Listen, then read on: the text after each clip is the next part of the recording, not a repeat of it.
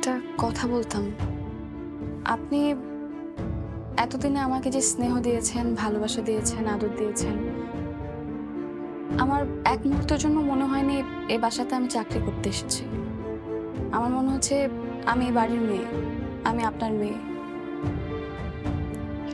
আপনাকে এভাবে আসলে কাঁদতে দেখে আমার একদম ভালো লাগছে না।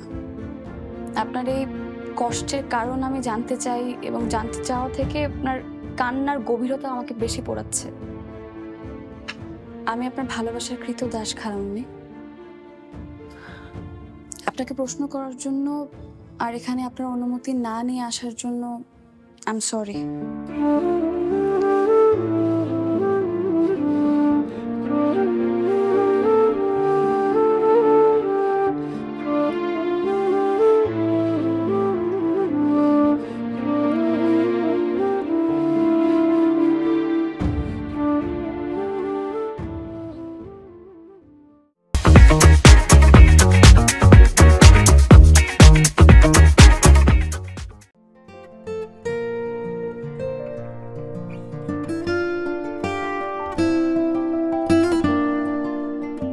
কি ব্যাপার,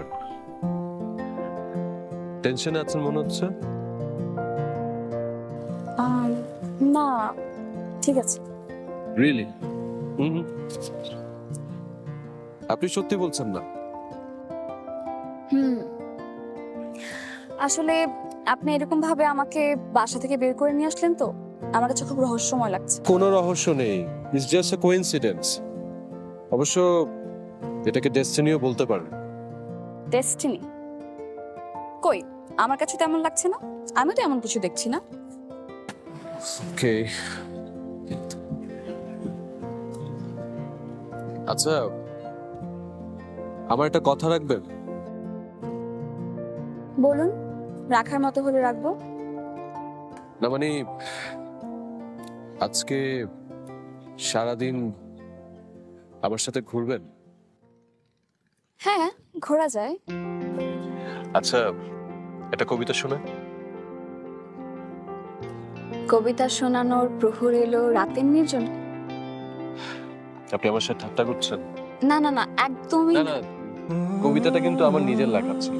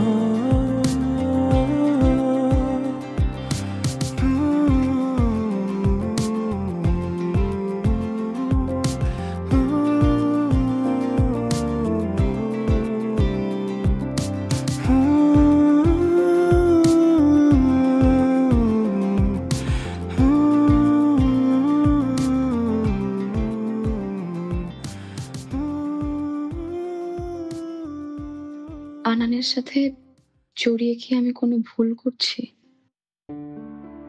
আমার কি আনানের সাথে জড়ানোটা ঠিক হচ্ছে।